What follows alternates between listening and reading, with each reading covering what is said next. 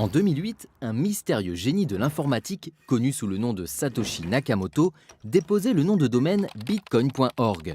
Certains pensent qu'il s'agit en fait d'un groupe de programmeurs informatiques alternatifs qui souhaitaient créer un concept de monnaie virtuelle en se passant de tout gouvernement et de toute institution financière.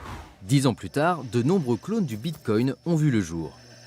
Ce qui s'échange, ce ne sont pas des monnaies comme l'euro ou le dollar, mais des actifs numériques dont le plus utilisé et le plus connu reste le bitcoin. On en dénombre aujourd'hui plus de 1900 variantes. Les échanges facturés atteignent plusieurs centaines de millions de dollars par jour et leurs encours avoisinaient les 200 milliards de dollars en septembre 2018. Ici, pas de banque centrale qui régule ou fabrique des bitcoins, ni de banque commerciale qui en crée de nouveaux. Tout est géré collectivement par les membres d'un réseau informatique mondial. Pour se procurer des bitcoins, deux solutions. Soit en acheter sur des plateformes spécialisées, soit en gagner en mettant à disposition son ordinateur pour valider et sécuriser les transactions. Ce que l'on appelle le minage. Mais aujourd'hui, résoudre ces équations mathématiques complexes est une activité qui n'est plus exercée que par quelques grandes fermes spécialisées en raison de la puissance de calcul nécessaire. Chaque opération est gravée dans un registre et copiée des milliers de fois dans le réseau. L'archive est alors rendue infalsifiable puisque pour modifier la moindre donnée, il faudrait intervenir sur chaque ordinateur. Cette technologie fait appel à des calculs de cryptographie qui renforcent la sécurité, ce que l'on appelle la blockchain. Mais concrètement, à quoi ça sert? Les bitcoins, appelés aussi cryptoactifs car leurs données sont cryptées, peuvent s'échanger en quelques instants d'un utilisateur à l'autre. Il suffit pour cela d'avoir un porte-monnaie électronique sur son ordinateur ou son téléphone.